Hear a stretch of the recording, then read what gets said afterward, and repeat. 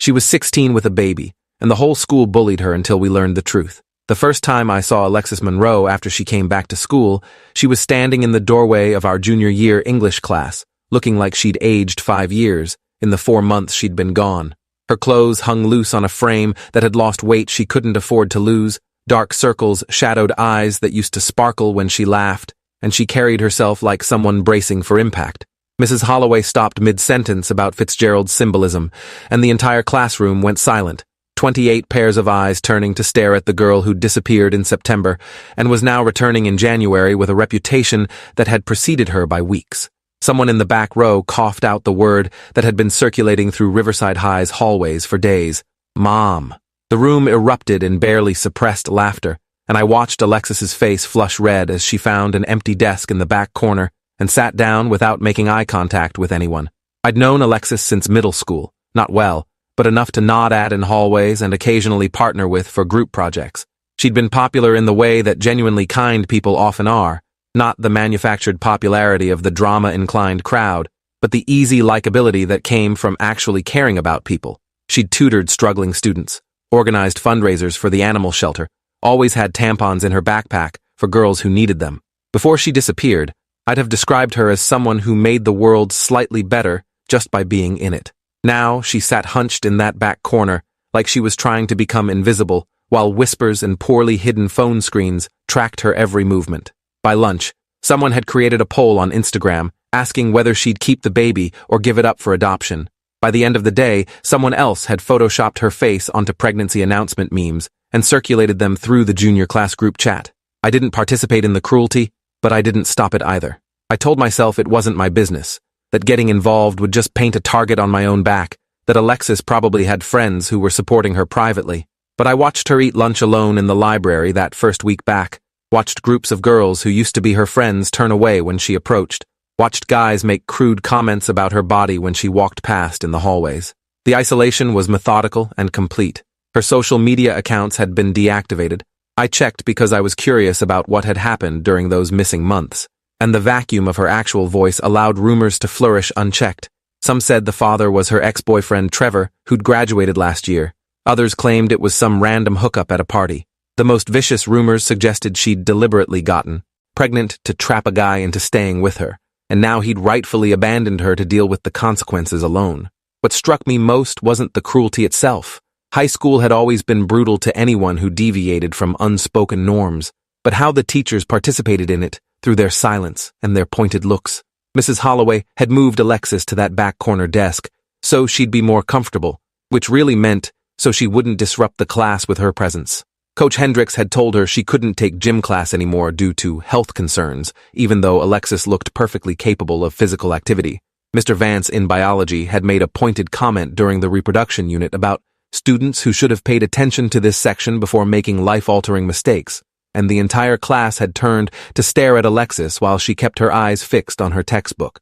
The adults who were supposed to protect students from bullying were instead modeling that bullying was acceptable when directed at someone who'd made the right kind of mistake, one that confirmed their own moral superiority. I might never have gotten involved if it hadn't been for what happened 3 weeks after Alexis returned. I was cutting through the parking lot after school when I heard shouting near the athletic fields. A group of 6 or 7 guys from the football team had surrounded Alexis by the tennis courts, and one of them, Brian Coulter, the quarterback who thought his throwing arm made him God's gift to humanity, was filming her on his phone while asking increasingly graphic questions about her sex life. The other guys were laughing, shouting suggestions for questions, creating a wall that prevented her from leaving. Alexis stood in the center of that circle with tears streaming down her face, too scared or too broken to push past them. I don't know what made me walk over there. Some combination of disgust at their behavior and memory of Alexis helping me with algebra homework in 8th grade when I was struggling. I pushed through their circle and stood next to her, telling Brian to back off. Brian turned his phone toward me, smirking. "Look who's got a white knight complex. You trying to be daddy number 2, Nathan?" The other guys howled with laughter, but I kept my eyes on Brian and my voice steady. "Delete the video and walk away, or I'm reporting this to Principal Grayson as harassment." Brian's smirk faltered slightly.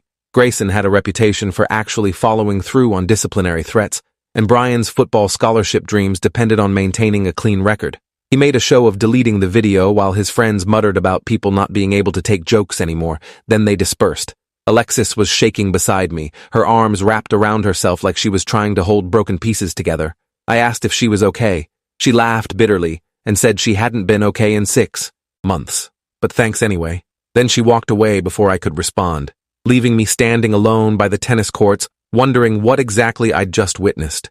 The next day, Brian and his friends made sure everyone knew I was now officially a social pariah too. Someone had drawn crude illustrations on my locker suggesting romantic involvement with Alexis. In the cafeteria, guys made exaggerated kissing sounds when I walked past. A few girls who'd previously been friendly gave me cold shoulders, as if defending someone from harassment made me contaminated by association. I'd always occupied a comfortable middle ground in Riverside High's social hierarchy, not popular enough to be invincible, but not vulnerable enough to be an obvious target. That protection evaporated overnight. But I also noticed something else. A handful of students started nodding at me in the hallways, small gestures of acknowledgement that suggested not everyone approved of how Alexis was being treated. One girl named Sophie Chen from my chemistry class stopped me after second period and said what I'd done was brave, that more people should stand up to Brian's bullshit. It was a small thing, but it mattered. Alexis started sitting with me at lunch, not because we were friends, but because we were both outcasts now, and there was safety in numbers of 2 instead of 1. Those first few lunches were awkward. What do you say to someone whose entire life has been dissected as public entertainment? I asked basic questions about her classes, avoided anything related to pregnancy or babies, tried to establish that I wasn't defending her because I expected something in return. She was guarded at first, responding in monosyllables, watching me like she was waiting for the other shoe to drop. But gradually, over days and then weeks, she started talking more. About how hard junior year coursework was after missing 4 months. About her baby daughter Emma, who was staying with her grandmother during school hours. About how exhausting it was to get up every 3 hours for feedings and still try to function in calculus class the next morning. About how her parents had wanted her to give Emma up for adoption, but she'd refused because Emma was the only good thing in her life right now. What she didn't talk about was the father. Every time the subject came close to that territory, she'd change topics or go quiet. I noticed that the rumors about Trevor being the father couldn't be accurate because Trevor had joined the army in June, 5 months before Emma would have been conceived. When I casually mentioned that timeline inconsistency, Alexis's face went pale and she made an excuse about needing to get to class early. It was the first real crack in the official story everyone was telling, and it made me start paying attention to what people weren't saying. Alexis's parents hadn't shown up to any school events since she'd come back. Her former best friend, Kayla, actively avoided her in hallways. But I'd seen Kayla crying in the bathroom once, which suggested more complicated emotions than simple disgust. And Alexis herself flinched whenever certain teachers walked past, particularly Mr. Damian Cross, the beloved drama teacher who directed school plays and was famous for his inspirational speeches about finding your authentic self. Mr. Cross was the kind of teacher students loved and parents trusted without question. He was in his early 30s, energetic and charismatic, always willing to stay late to help students rehearse lines or work through personal problems. He'd won Teacher of the Year twice and had transformed Riverside High's theater program into something that rivaled programs at much larger schools. Girls talked about how understanding he was, how he really listened to their problems instead of dismissing teenage concerns as trivial. Parents praised his dedication. I'd taken his introduction to theater class freshman year and had been impressed by his genuine enthusiasm and the way he made even shy students feel comfortable performing. He seemed like exactly the kind of teacher every school needed more of. So, when I noticed Alexis actively avoiding being alone in hallways where his classroom was located, when I saw her take longer routes between classes to bypass that wing of the building entirely, I told myself I was reading too much into normal cautiousness. But then Sophie from chemistry class mentioned something that made me reconsider everything.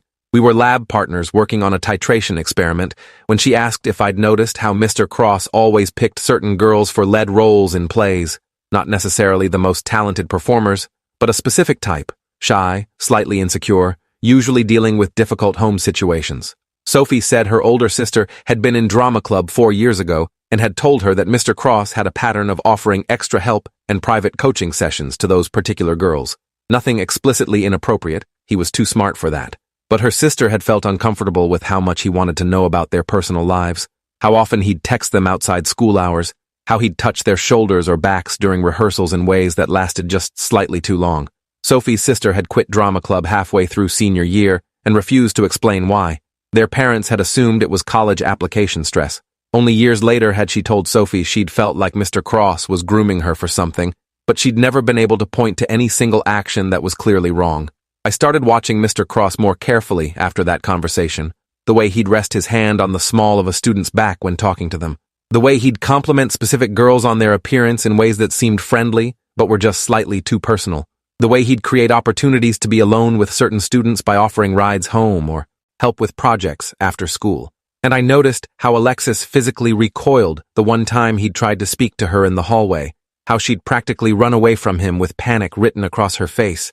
The pieces were arranging themselves into a picture I didn't want to see, but the picture was there, undeniable once you stopped looking away from it. Mr. Cross had access, opportunity, and trusted status. He'd selected vulnerable students and isolated them through special attention, and Alexis fit exactly the profile Sophie had described: shy, insecure, dealing with divorced parents, and a mother who worked double shifts. I didn't know what to do with this information. Suspicion wasn't proof. Sophie's sister's uncomfortable feelings weren't evidence. Alexis's avoidance behavior could be explained by pregnancy, making her feel self-conscious around all teachers. Going to administrators with vague concerns would accomplish nothing except making me look like I was spreading malicious rumors about a beloved teacher. But I couldn't stop thinking about it, couldn't stop seeing the connections once they'd formed. So I did something I'm not proud of. I started following Alexis between classes, not in a creepy way, just maintaining loose awareness of her movements and watching who interacted with her. I told myself I was looking out for her after the Brian incident. Really, I was looking for evidence to confirm or deny my growing suspicions about Mr. Cross. What I saw confirmed everything. Alexis went out of her way to avoid the drama wing. When circumstances forced her past Mr. Cross's classroom, she'd wait until she saw him occupied with other students before hurrying past. Once I saw him catch sight of her in the hallway and start walking in her direction. The expression on Alexis's face was pure terror before she ducked into the nearest bathroom to avoid him. I caught up with Alexis after school that day and asked her directly. We were standing by her car in the parking lot, and I said, "It was Mr. Cross, wasn't it? He's Emma's father." The color drained from her face so completely I thought she might pass out. She started to deny it, mouth forming words that didn't come out, then just stood there shaking. I kept talking, voice low so nobody passing by could overhear. "You don't have to tell me anything, but if I'm right, you need to know that you weren't his only target." Sophie's sister felt uncomfortable around him 4 years ago. I've been watching how he interacts with students. The pattern is there. Alexis's legs gave out and she sat down hard on the pavement next to her car. Tears were streaming down her face, but she wasn't making any sound, just crying silently, like she'd learned to do it without drawing attention. I sat next to her and waited. Eventually, she started talking.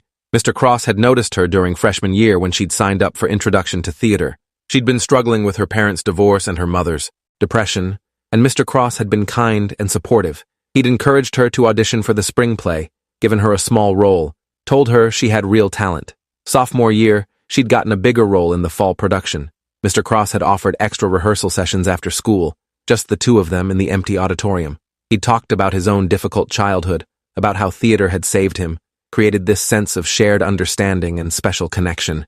He'd started texting her, nothing inappropriate at first, just checking in about homework and family stuff. He'd given her rides home when her mom was working late.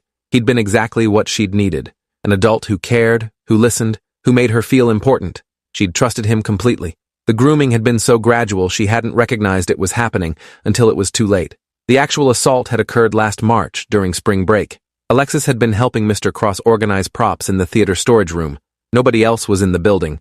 He'd made sure of that by scheduling the session for a day when he knew the school would be empty. He'd locked the door and told her he had feelings for her, that she was mature for her age, that what they had was special. She'd tried to leave, and he'd blocked the door. She'd said no, and he'd told her she was confused about what she really wanted.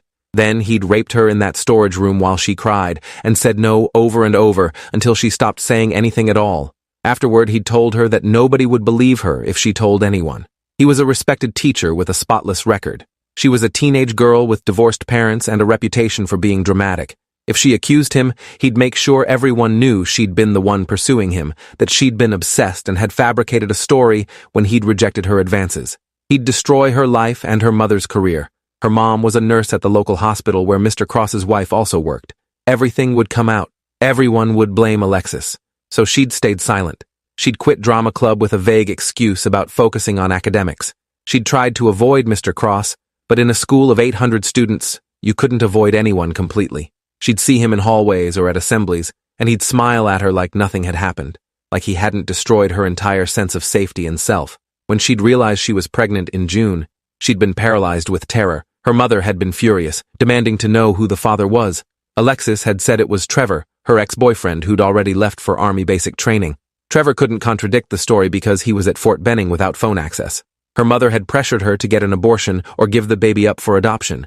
Alexis had refused because terminating the pregnancy felt like giving Mr. Cross even more power over her body, and adoption felt like abandoning the only thing that was truly hers. So she'd left school in September for home education, had Emma in November, and returned in January because her mother couldn't afford childcare and tutoring simultaneously. And now she was back in the same building as her rapist, pretending everything was fine while he continued teaching, and everyone blamed her for her own victimization. I sat there listening to Alexis's story and felt rage burning so hot I couldn't speak. This wasn't some complicated situation with ambiguous consent. Mr. Cross was a predator who'd systematically groomed and assaulted a student, then used his position of authority to silence her. And Riverside High had given him everything he needed to operate: unsupervised access to students, community trust, and a culture that automatically blamed girls for any sexual situation that became public.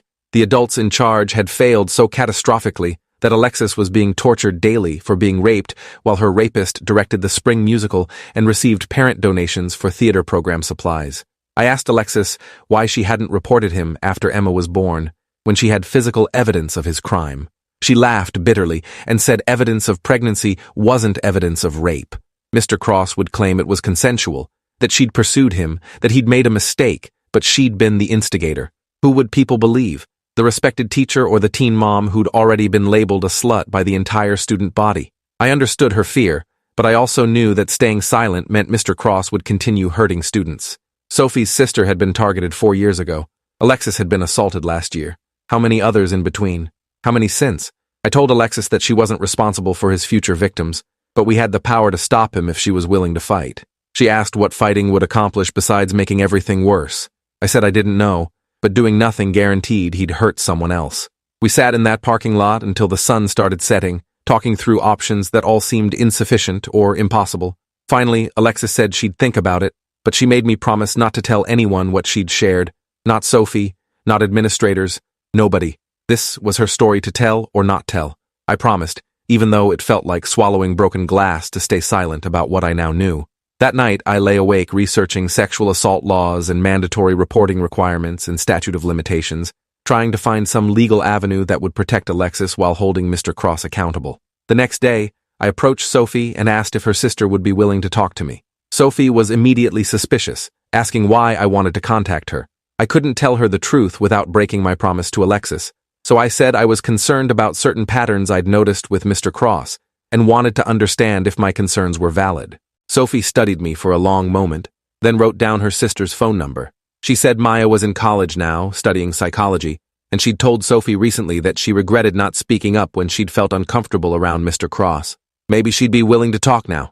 I texted Maya that evening, introduced myself awkwardly, and asked if she'd be willing to discuss her experience in Riverside High's drama program. She called me back within an hour.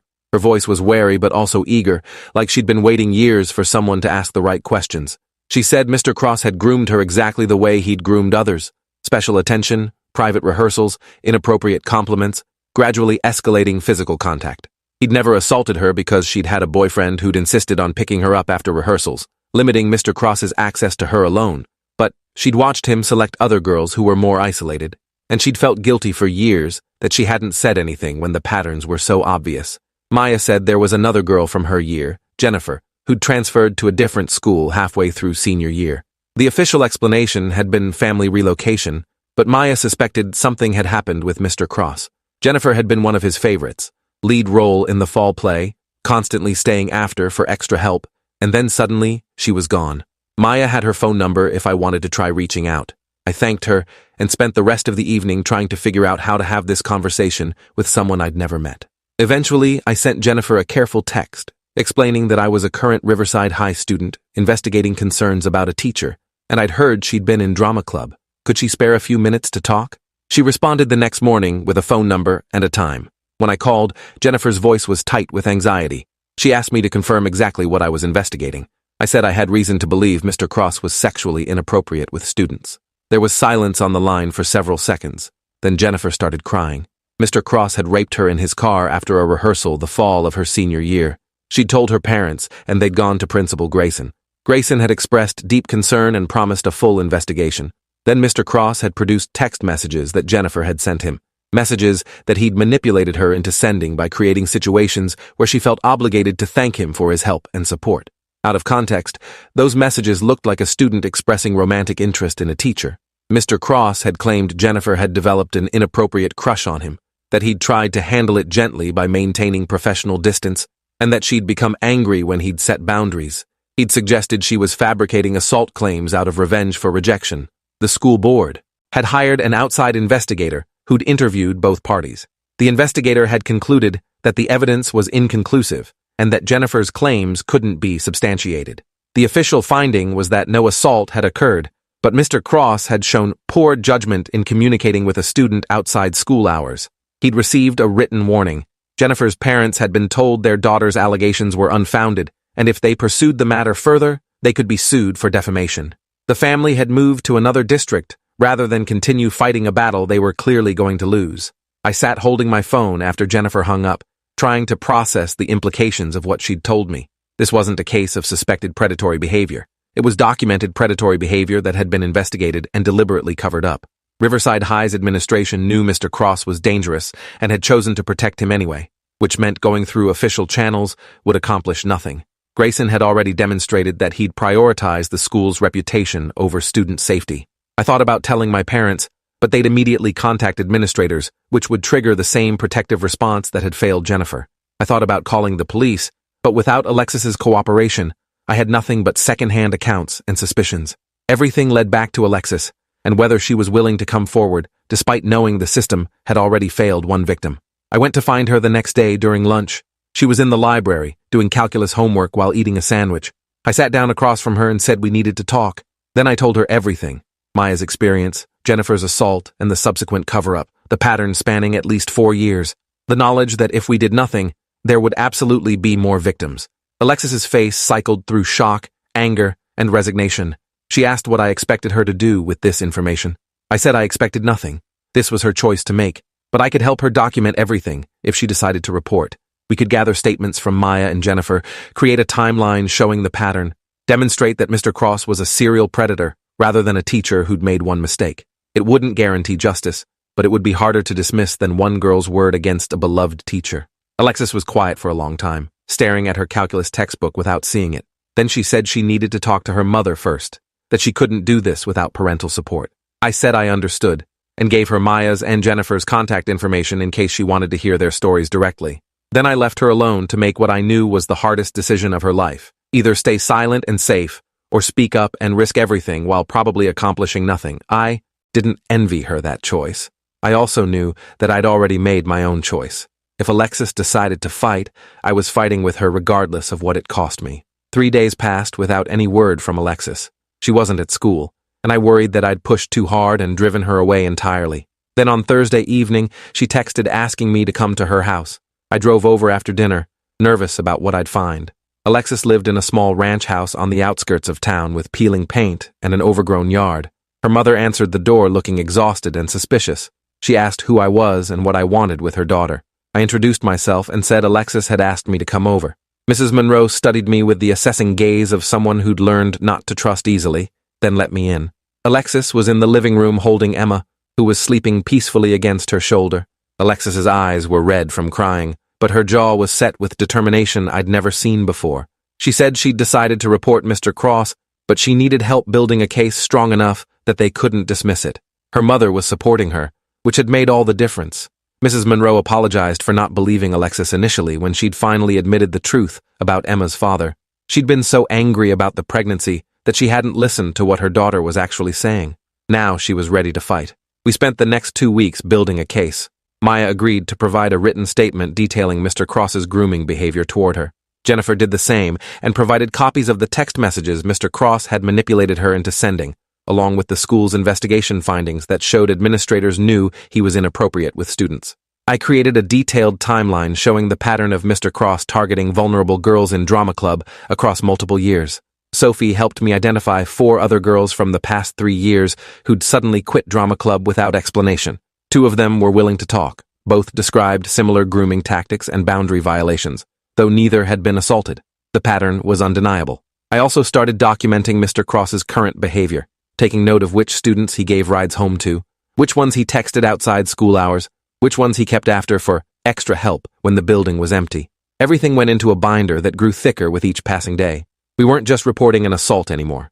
We were exposing a systematic predator who'd operated for years with institutional protection.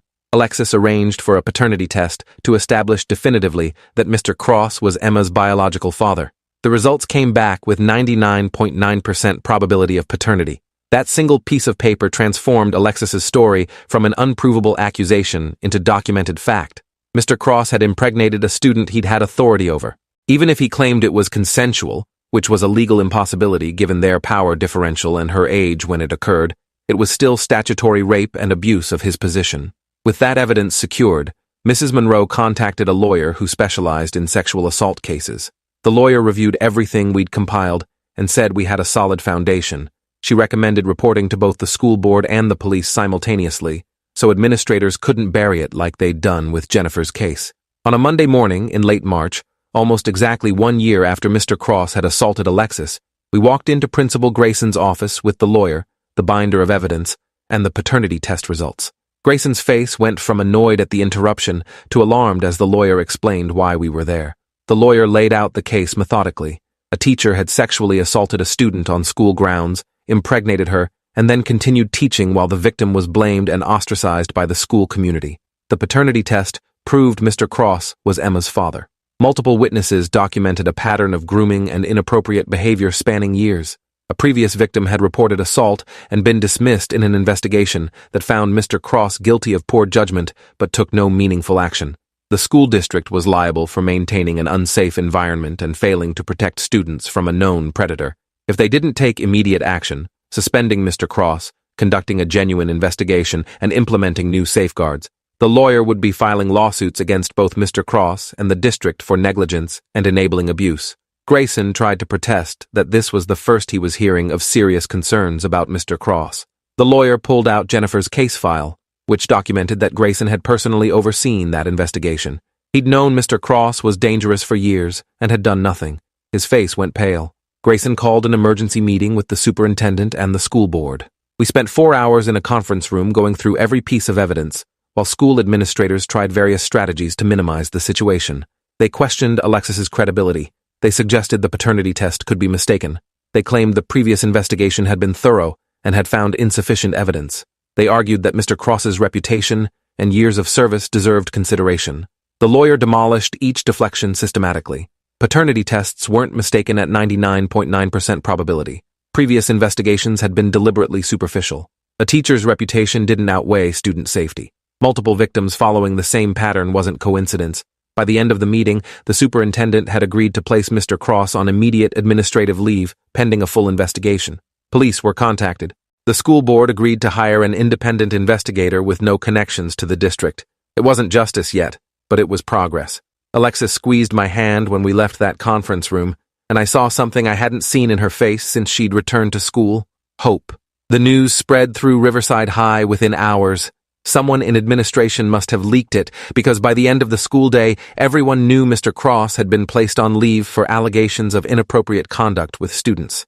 The rumor mill churned with speculation and conspiracy theories. Some students immediately believed it and shared their own stories of feeling uncomfortable around Mr. Cross.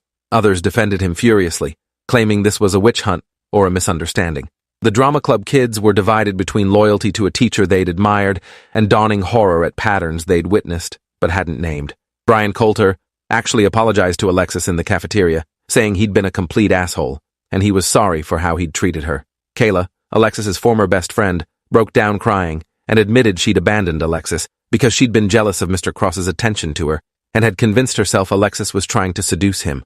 The realization that she'd blamed her friend for being groomed and assaulted had destroyed her. Not everyone apologized. Some students doubled down on defending Mr. Cross. Some said Alexis was lying for attention or money. Some claimed she was exaggerating consensual interactions into assault allegations, but enough people believed her that the social isolation began to crack. Students started sitting with us at lunch again. Teachers who'd been dismissive apologized.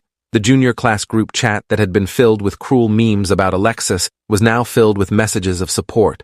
The police investigation moved forward with competence that surprised me given my cynicism about institutional responses.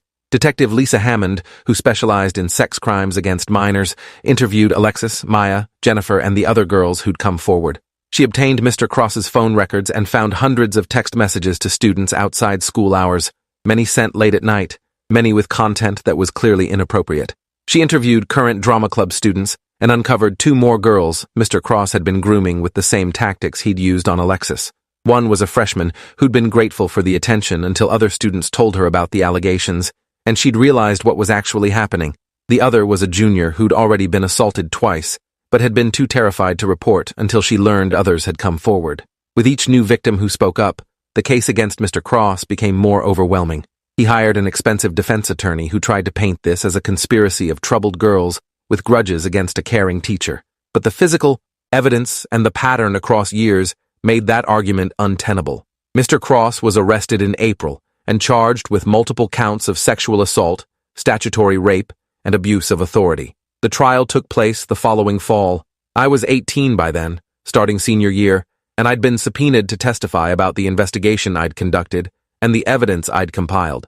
Walking into that courtroom and seeing Mr. Cross sitting at the defense table in an expensive suit, looking indignant rather than ashamed, made me understand why victims often couldn't face their abusers in court. He still carried himself with the confidence of someone who believed he'd done nothing wrong, that he was the real victim of overzealous prosecution and vengeful teenage girls. His attorney tried to portray him as a dedicated teacher whose kindness had been misinterpreted by troubled students. He pointed to Mr. Cross's awards, his spotless record, the parents who testified about his positive influence on their children. He tried to introduce evidence of Alexis's social media posts from sophomore year as proof she'd been promiscuous, and therefore couldn't be trusted about consent. The prosecution systematically destroyed each argument. The paternity test was irrefutable proof of sexual contact. The pattern across multiple victims demonstrated deliberate predatory behavior. The text messages and witness statements showed methodical grooming. Alexis's sexual history was irrelevant because she'd been 15 when a 32-year-old man in a position of authority had assaulted her. When Alexis took the stand, the courtroom was completely silent. She'd been preparing for this testimony for months, working with the prosecutor and a victim advocate to be ready for the defense attorney's attacks. She spoke clearly and calmly, describing Mr. Cross's grooming tactics, the assault itself, his threats afterward, and the pregnancy that resulted. The defense attorney tried to rattle her with questions about why she'd initially lied about the father's identity, why she hadn't reported immediately, why she'd continued attending school where Mr. Cross taught. Alexis answered each question steadily. She'd lied because she was terrified and he'd threatened her.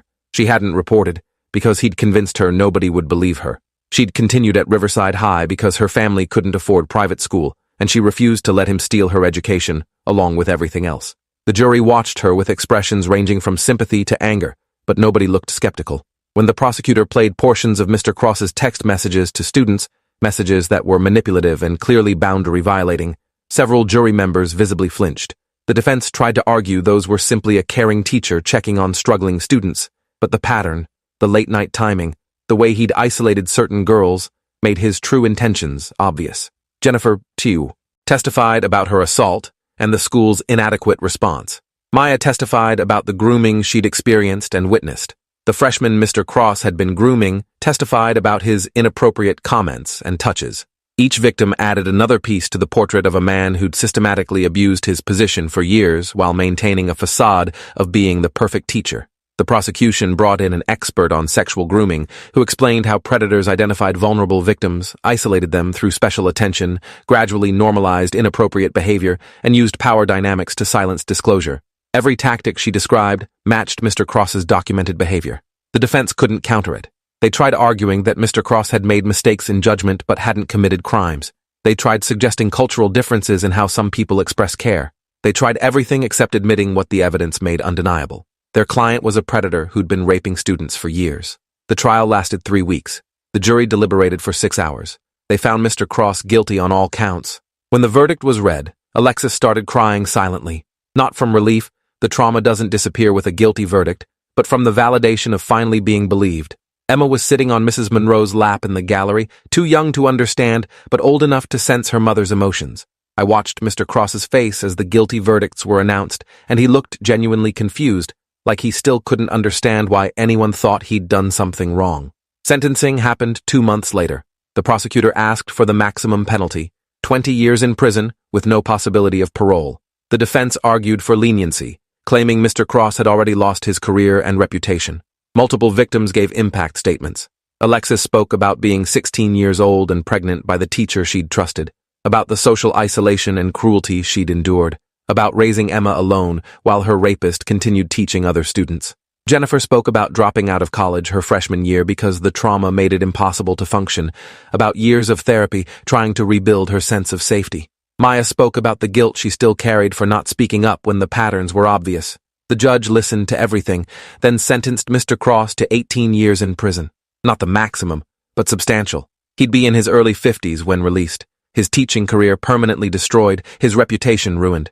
It wasn't justice. Nothing could undo what he'd done, but it was accountability. Emma would be 18 when he got out. Old enough to know her biological father was in prison for raping her mother. Old enough to understand exactly what he was. The district settled civil lawsuits with Alexis, Jennifer, and 3 other victims for undisclosed amounts. Principal Grayson was forced to resign. The school board implemented new policies about teacher-student communication, mandatory reporting training, and independent investigations of abuse allegations. Riverside High hired a full-time counselor who specialized in sexual assault trauma. None of these changes brought back the years victims had lost or healed the damage that had been done, but they meant future students might be safer. The cultural shift at school was slower but real. Teachers became more aware of inappropriate boundaries. Students started questioning the worship of charismatic adults. The drama program struggled for a year with interim directors before hiring someone who prioritized safety alongside artistic excellence. Alexis graduated on time, despite everything, walked across that stage with honors cords, and got accepted to several colleges with full scholarships. She decided to take a gap year to work and save money and spend time with Emma before starting school. Last I heard, she was planning to study social work, wanting to help other survivors navigate the systems that had nearly failed her. As for me, I learned that courage isn't always dramatic. Sometimes it's just sitting with someone while they cry. Sometimes it's making phone calls to strangers and asking difficult questions. Sometimes it's showing up when it would be easier to look away. I also learned that justice is fragile and imperfect, dependent on victims being willing to come forward despite knowing the system usually protects predators. That investigation worked because Alexis was brave enough to fight, because Jennifer had documented everything, because Maya kept speaking up when nobody listened. It worked because we built such an overwhelming case that even administrators who wanted to protect Mr. Cross couldn't dismiss it. Most importantly, I learned that the students everyone's dismissing as sluts or troublemakers or liars are often just victims with no power and no protection. Alexis was 16 with a baby, and everyone assumed the worst about her character while celebrating the teacher who'd raped her. The cruelty she endured said everything about our willingness to blame victims and nothing about who she actually was. She was the strongest person I've ever known, raising Emma with fierce love while fighting a battle she should never have had to fight. 3 years later, Emma's a happy kid who doesn't know yet what her mother survived to give her a safe life. Maybe someday Alexis will tell her, or maybe Emma will just grow up knowing her mother is someone who doesn't quit when things get impossible. Either way, she'll know the truth eventually, that her father is a monster, that her mother is a hero, and that sometimes the whole school has to learn the hard way that their assumptions about who deserves compassion are catastrophically wrong.